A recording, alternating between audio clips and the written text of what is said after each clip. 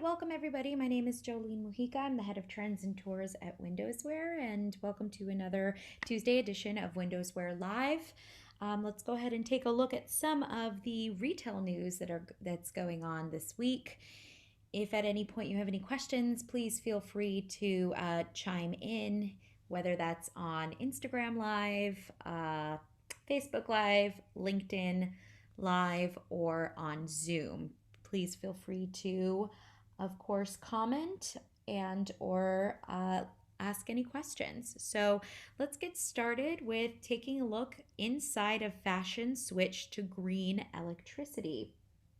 So last September, the Kering Group tweaked its sustainability strategy, taking a pledge on behalf of all of its brands, right? A few months later, Ralph Lauren and Chanel quickly followed suit. The common thread was switching to renewable electricity with the help of nonprofit organization RE100. Now, RE100 is a very straightforward solution for fossil fuel reliant fashion brands seeking to reduce their environmental impact. The campaign, which was developed by International Net Zero Carbon Advocates, the Climate Group, asks companies to commit to sourcing 100% of their electricity from renewable suppliers by 2050 at the latest. RE100's industry members include Burberry, Nike, Net-a-Porter, and their beauty brands extend to Coty and the Estee Lauder companies. But switching to green energy, while it's absolutely essential, is not necessarily as easy as we think it could be. The pledge is limited to members' own operations, which always poses an issue for many brands with very complex global supply chains. RE100 sets the rules, but its 253 members have the flexibility to decide when and how they want to meet their deadlines before 2050, right? So RE advocates for wind, solar, hydropower, biogas, biomass, and geothermal energy.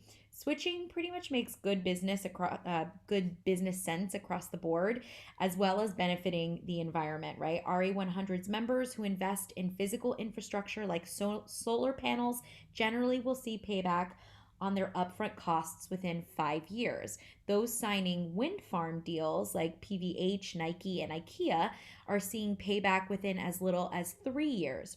Having invested around $1.5 billion in renewable generation projects, IKEA, interestingly, now has more than 700,000 solar panels on its stores and distribution centers, which essentially means that IKEA now owns more wind turbines than they do stores.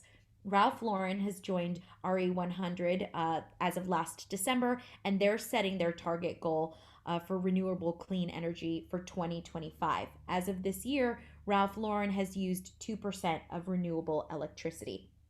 And unlike many sustainability initiatives and coalitions, RE100 has a very clear target and very rigorous checks in place. Members submit annual reports, progress reports, detailing what electricity they're buying, where they're buying it, and how, which are verified by the Climate Group's partner organization, the CDP, an external non-for-profit that manages environmental impact disclosure systems, right? So progress is then reviewed on a quarterly basis by RE100's technical advisory group. And when members reach the goal of 100% renewable electricity, their claims have to be verified before they can announce it formally and publicly. Now, several companies in the US and in Europe are on track to reach 100% renewable electricity by the end of this year, which includes Gucci and the Estee Lauder companies. Progress is limited, however, in countries where legislative barriers and fossil fuel subsidies are in place. For example, in Korea, a single company has control over the entire electricity supply, and they're very coal dependent. There's no open market for renewable electricity yet. In fact, members in Japan often set targets between 2030 and 2040 to allow time for the local market to develop. Burberry is aiming at 100% clean energy as early as 2022, improving energy efficiency and reducing absolute consumption along the way. It currently sources 90% of their electricity from renewable sources, and they count RE100 as an essential partner in regions where this is much harder to achieve. RE100's collaborative efforts are of particular importance to groups like H&M, right, which hopes to or achieve 100% renewable electricity by 2030, having already hit 96% this year.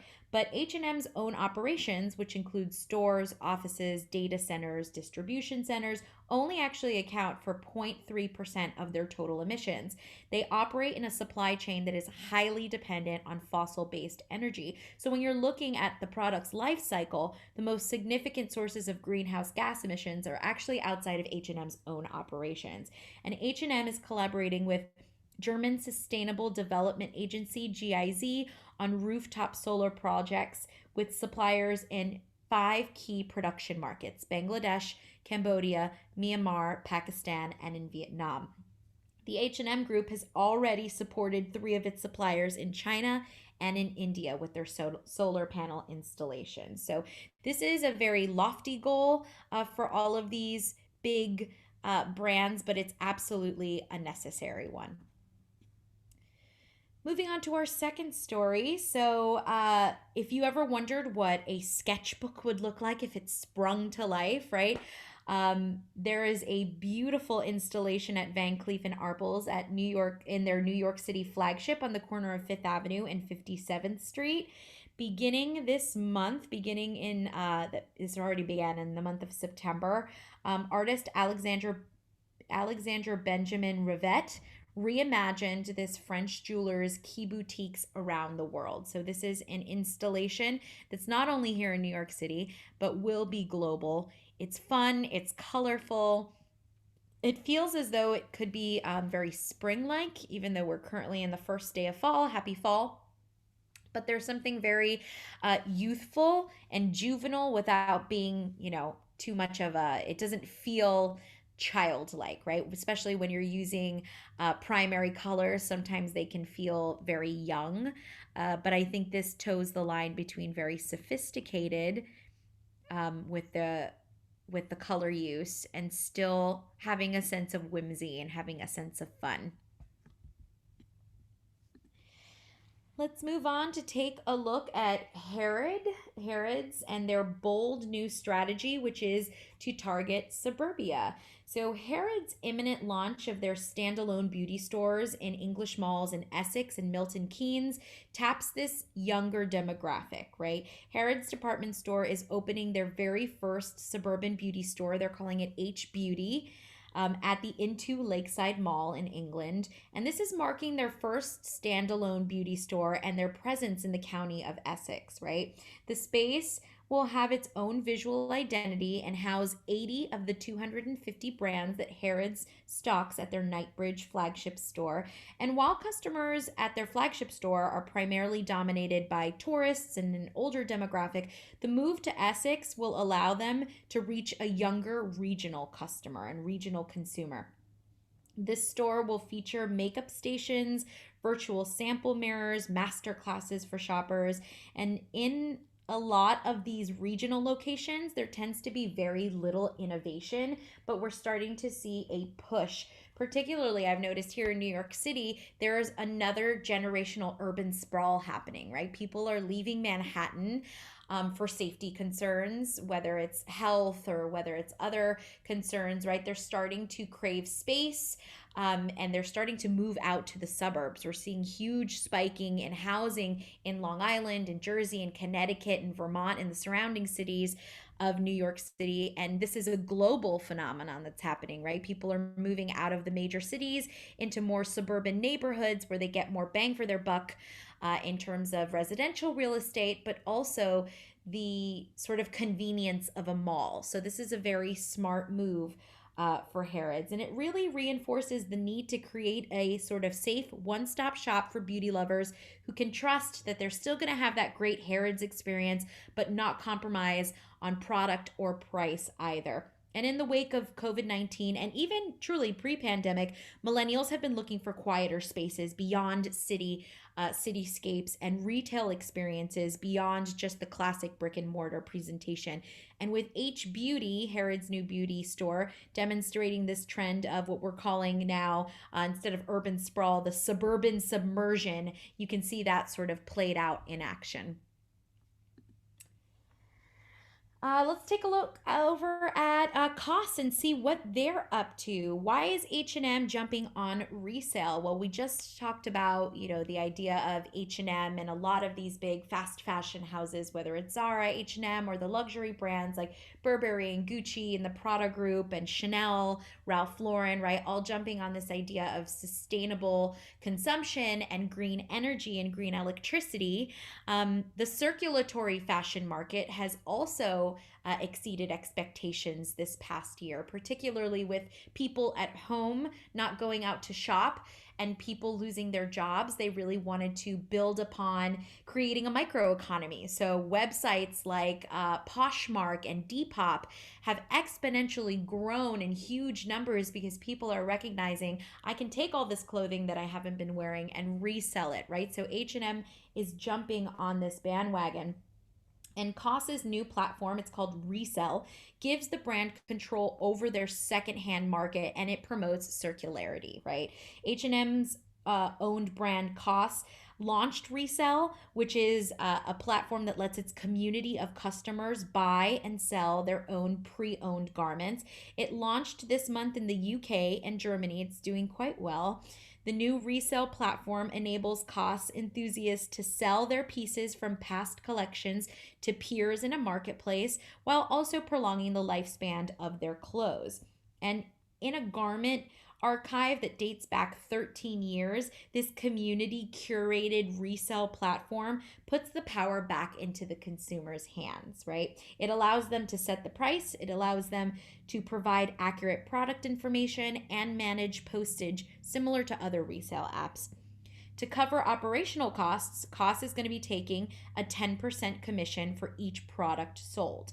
Resell is the latest initiative from the H&M Group as it continues its ambitious overtaking to operate a more sustainable fashion business and marks the first dedicated platform of its kind from a premium high streetwear label. Interesting that the article considers H&M streetwear, but absolutely in that fast fashion realm. And luxury brands and retailers alike have been exploring resale and buyback incentives to increase customer retention and boost market sentiment and inspire circular retail. So while this is not a new conversation, it certainly is gaining in traction. We're seeing it play out quite well. Let's move on and take a look at the Burberry Animal Kingdom that has taken over their flagship store in London. So, every week that we do this, there's new news. There are new store openings, which is exciting to see. It means that retail is starting to rebound post COVID. Even as we enter the fall and sort of enter into cold and flu season, we are making positive strides in the retail industry to reopen stores in a safe way, in an engaging way, and in a beautiful way. And I think that applies here at Burberry at their London flagship.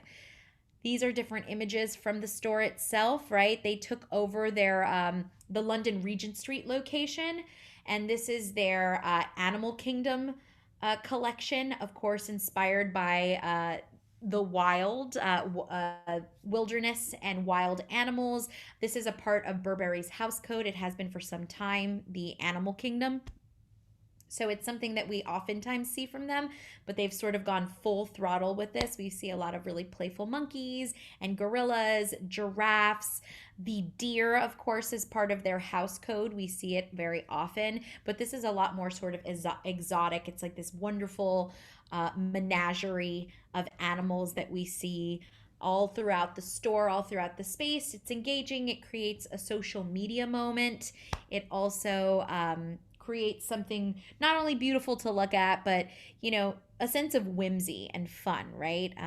And Burberry, with their rebrand, has interestingly been a lot more, I would say, whimsical with their presentations, whether it's through the building of their stores or their pop-ups or even their runway presentations. There's been this levity to the brand the past couple seasons, and that's partly an account to Riccardo Tisci taking over and sort of keeping the core DNA of the brand intact, but still introducing his own stamp on the brand. In the background, we can see the Burberry deer that goes along. It's a companion piece with their app. Burberry recently opened a beautiful store in Shanghai, which they call the store of the future. It's all interactive, it's all digital. You can download the Burberry app. They also have a companion app through WeChat and Weibo that you utilize to gamify the store. The more you go into the store, you can scan QR codes. You gain Burberry points that then give you incentives and gifts and all kinds of goodies from the Burberry brand. So they're doing a really smart job over there at Burberry of translating classic retail and being very innovative and taking, what's happening in the e-commerce world and gamification and blending it into their in-store experience to create this really interesting hybrid store, right? Let's go ahead and take a look at some member profiles. So those are our stories for the week. If you have any comments or questions, again, please feel free to chime in. And while we're waiting on those, we're going to go ahead and take a look at some member projects. So here in New York City, I feel like we've been waiting for this opening for 5 years since they announced that they were coming to New York City. But in the heart of Times Square, a Krispy Kreme has now opened. This is a project by Arsenal New York. Arsenal has partnered with Krispy Kreme Donut Corporation to bring it's a donut lovers' dream come true at their newest flagship location. It's in the heart of New York City in Times Square. I have not yet visited it, although I feel like from the looks of this project and these pictures, it's like Willy Wonka for donuts, right? Fantastic work. Next, we have looking over at Coach. Of course, we have Giovanni Zaccariello, who is giving us a fantastic look at their Coach boutique, the interior of their Coach boutiques over in Tokyo, Japan. They have this fantastic takeover that they've done with Jean-Michel Basquiat, of course. Their Basquiat collection is front and center. Rexy has been transformed from the classic Coach dinosaur to take on the aesthetic of Basquiat. So we're seeing a lot of that pop art, that beautiful pop art throughout their stores globally. This is a global campaign. This particular project is from their Tokyo store. Fantastic work to Giovanni and his team. Who else do we have today? Millennium Signs. Millennium Signs and Displays has worked on a project for Saks Fifth Avenue here in New York City. So here we can see all of that very minimal, really beautiful, very clean aesthetic, right? We just last week did an entire trend report on the rise of minimalism. This is a fantastic example of that, of utilizing organic material mixed with inorganic material to give you this really nice, soft, new, minimal look. We also have some fantastic work from Studio XAG. Instantly, you see this big bright red, and we automatically know this is, of course, Christian Louboutin, right? The Christian Louboutin, their latest boutique. This is where artisans have left, but the store is not finished yet, located in Paris's exclusive neighborhood. It's 260 square meters space, and it embodies the essence of the Maison's signature style and playful approach, right? Whenever I think of Louboutin, of course, I always think of that signature red bottom soled shoe.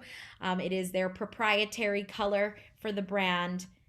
So congratulations, Studio XAG. This looks absolutely fantastic.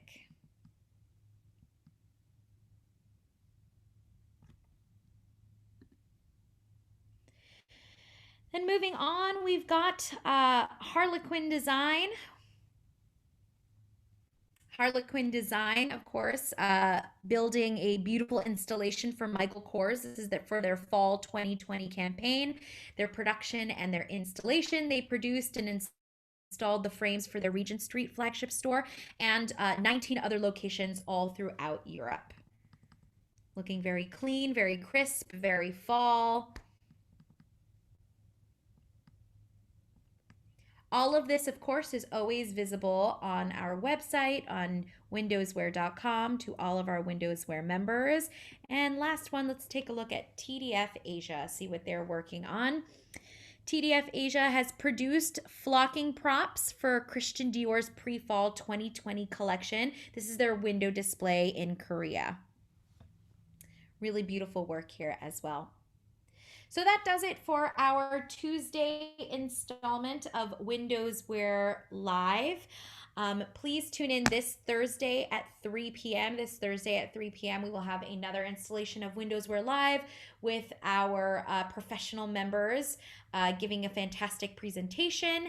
And I will be back next Tuesday at 4 p.m. next Tuesday at 4 p.m. for another edition of WindowsWear Live for our take a look at our news cycle, what's happening in the news. As always, make sure that if you are a WindowsWear member, that your profile is up to date so that you can be featured on our WindowsWear Live presentations on Tuesday. And if you are not a WindowsWear member, become one. Join us at WindowsWear.com.